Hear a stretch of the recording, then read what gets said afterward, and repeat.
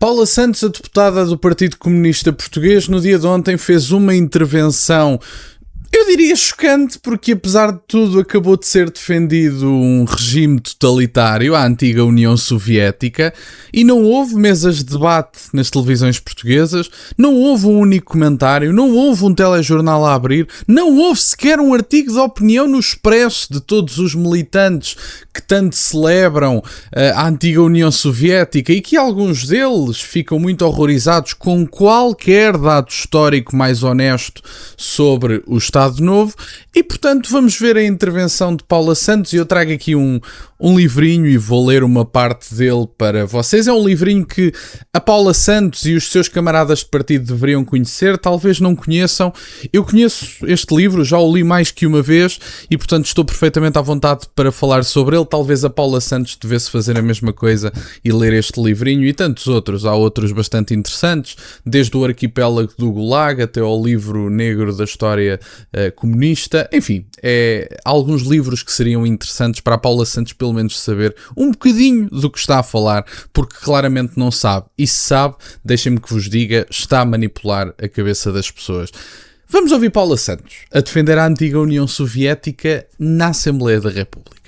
Foi-se alimentando esta escalada da guerra com as consequências desastrosas para o povo ucraniano e para a destruição daquele país. E foi isso que alimentaram, e foi isso que levou, de facto, à consequência do aumento dos preços e dos custos. É preciso ter isto presente, e não branquear nem esconder aquela realidade. Já agora, parece que não sabem, mas mais próximo do regime da Rússia estão os senhores, que é o capitalismo. A União Soviética, infelizmente, que já há muito terminou. E, portanto, aquilo que, infelizmente, porque de facto foram avanços extraordinários para o povo. Mas eu queria aqui colocar que as questões, e isto é um aspecto fundamental da declaração política, e eu registro aqui, inclusivamente a intervenção do Sr. Deputado do CDS, nós já sabíamos, por parte dos partidos do governo. Vocês ouviram, portanto, infelizmente a antiga União Soviética já acabou, porque teve avanços extraordinários para os trabalhadores. Portanto, a Paula Santos disse isto no plenário, nas declarações políticas. Estava a ser gravado para o país inteiro, não houve um comentário nas televisões portuguesas, ninguém quis saber, não houve uma pessoa que se dignasse a comentar isto. Não sei se Miguel Morgado no Torto e Direito da próxima semana, porque o Torto e Direito acho que não sei se é à segunda, se é à terça, esqueço-me sempre, acabo sempre por ver em diferido.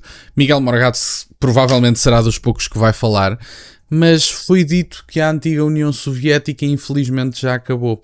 Vocês imaginem dizer isto sobre o Estado Novo ou sobre qualquer outro regime. Estava literalmente toda a gente a dizer: estão a branquear o fascismo, estão a branquear ditaduras, e agora a Paula Santos pode fazer o que quer e bem lhe apetece. Vamos então a este livrinho do Guerra e Paz, a editora Guerra e Paz, que a Paula Santos deveria conhecer. Eu conheço, já o li mais que uma vez. Também tenho o Mein Kampf, A Riqueza das Nações, portanto, livros importantes para a minha área, que é a ciência política. E, portanto, vamos ver aqui uma breve citação. Qualquer pessoa pode adquirir isto e provavelmente até estará em PDF online. Mas tem aqui. Ora, o punho do comunismo abateu-se e esmurrou o século XX dele um trágico livro de crimes. Prendeu, condenou a trabalhos forçados, torturou, matou sem julgamento, inventou o campo de concentração que inspiraria os nazis, estendeu o negro tapete da fome e fuzilou, nomeadamente os inimigos da revolução, e tem graça, que não tem graça nenhuma, é uma força de expressão, que alguns deles fossem comunistas também, portanto, as pessoas que foram mortas e identificadas como inimigos da Revolução.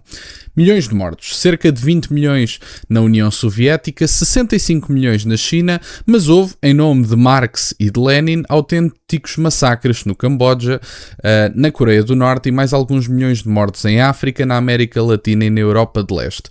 O total aproxima-se da fasquia dos 100 milhões de mortos, contabiliza-se no livro negro do comunismo. Milhões desses mortos eram comunistas, ninguém matou tantos comunistas como o comunismo. E, portanto, isto é apenas uma citação, este livrinho bem ilustrado, e digo-vos, eu vou dizer isto, não vou mostrar, que as imagens são algo gráficas, inclusive até tem aqui figuras bastante conhecidas, vejam aqui, portanto, desde Marx a Álvaro Cunhal. Estou certo que se o Senna vir este vídeo, provavelmente vai fazer um meme da minha pessoa com o livro na mão, mas é importante dar nota da quantidade de miséria que o comunismo trouxe ao mundo, da quantidade de mortes, e não há um acordo de unanimidade entre os historiadores sobre quantos mortos teriam sido, e na antiga União Soviética tivemos situações tão dramáticas como mercados de carne humana. Aconteceram, é verdade. Portanto, isso está bastante bem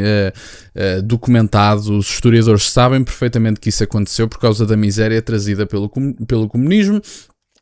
Pelo comunismo e em nome do comunismo. Em nome de Marx, em nome de Lenin, em nome das ideias deste manifesto comunista, que provavelmente a Paula Santos não conhece ou nunca leu, e se calhar devia. Eu próprio já o li várias vezes e tenho aqui os livros todos de referência de Marx e de outros autores importantes à esquerda. Talvez a Paula Santos não conheça o que defenda, mas era importante que começasse a conhecer. Disse isto, e se vocês acham que o meu ataque aos mídias tradicionais é demasiado frequente, é demasiado intenso, eles não merecem esse ataque, são pessoas honestas na maior parte das vezes, viram alguma notícia? Viram algum comentário político sobre isto? Alguém quis saber? A pessoa comum soube que a Paula Santos defendeu o comunismo no Parlamento Português e a antiga União Soviética, que infelizmente acabou, segundo a própria? Ninguém soube. E, portanto, vocês não desprezam os mídias tradicionais que cheguem. O que eu faço aqui é simpático para o que essas pessoas merecem. Mereciam cancelamentos em massa. Basicamente, milhões de pessoas em Portugal unirem-se e dizer nunca mais ligamos determinados canais televisivos. Que era o que essas pessoas mereciam. Vamos ouvir a segunda parte.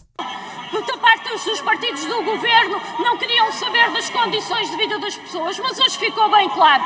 Disse aqui com todas as letras que é irrelevante falar dos trabalhadores e das suas dificuldades. Para o CDS é irrelevante. Falar das dificuldades dos reformados, para o CDS é irrelevante.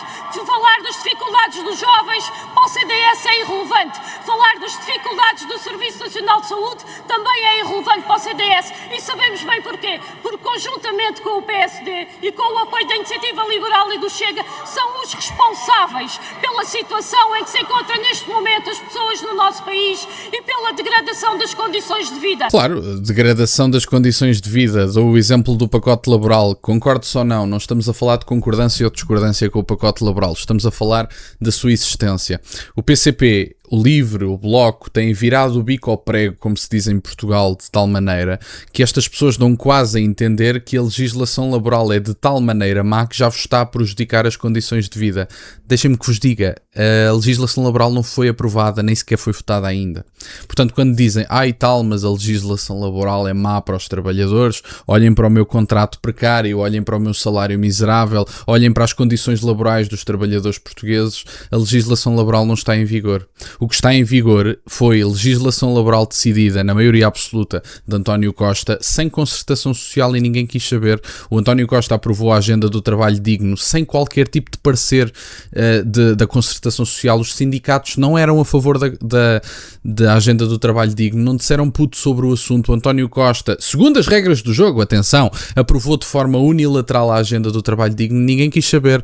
O PCP e o Bloco aprovaram sucessivos orçamentos de António Costa, ninguém quis saber. E, portanto, se não gostam das atuais condições do país, nomeadamente da questão laboral, dos impostos sobre os combustíveis, podem culpar este governo? Podem, porque este governo poderia estar a fazer muito mais.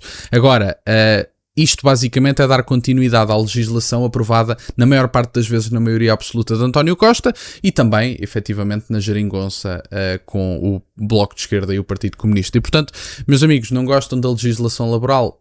Queixem-se dos partidos de esquerda, porque o pacote laboral, e eu achei piada um cartaz, pá, aquilo teve muita graça. Ninguém quis o pacote do Luís, teve um piadão, confesso, mas o pacote laboral não está em vigor e, portanto, não gostam das condições de trabalho. Queixem-se da atual legislação, vejam quem é que a aprovou e vejam em que países é que ela existe e vejam para que países é que vocês estão a planear emigrar e vejam se a legislação laboral é tão rígida nesses países como cá. Era isto que eu tinha para partilhar no dia de hoje. Fico-vos muito grato que estejam desse lado. Deixem o gosto e subscrevam. Tem as minhas redes sociais, o MBO é na descrição, por acaso de quererem fazer alguma doação. E nunca se esqueçam, meus caros, questionem tudo. Até à próxima.